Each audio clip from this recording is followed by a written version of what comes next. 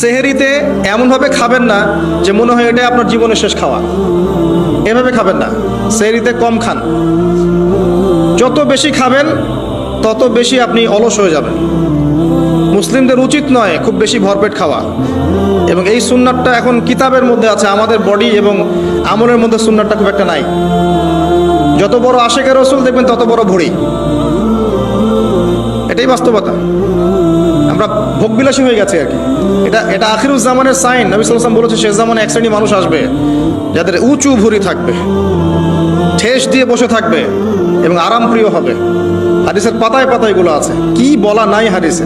ঈসা ইবনে মারইয়াম যখন আসবেন সিরিয়ার দামেস্কের সাদা মসজিদের মিনারের উপরে, তখন তার মাথা দিয়ে টপ টপ করে পানির ফোঁটা পড়বে, এটাও হাদিসে বলা আছে। মাসীহুদ দাজ্জালকে তিনি কোথায় মারবেন, কোথায় হত্যা করবেন, সেটাও হাদিসে আসছে, প্যালেস্টাইনের বাবেলুদ নামক জায়গায়। কি নাই ইসলামে? সব কিছু আছে। মানতে পারি না সেটা ডিফারেন্ট বিষয়, কিন্তু স্বীকার করতে হবে যে আছে, ইনশাল্লাহ জান্নাত যাওয়া যাবে। মানতে পারি না, আমল করতে পারি না, প্রতিবন্ধকতা আছে, সেটা আল্লাহ পাক এক্সকিউজ নেবেন হয়তোবা, আগে স্বীকার করতে হবে, আকীদা ঠিক করতে হবে যে হ্যাঁ এখানে সলিউশন আছে। আল্লাহ পাক এতটুকু করার তৌফিক অন্তত আমাদেরকে দান করুন।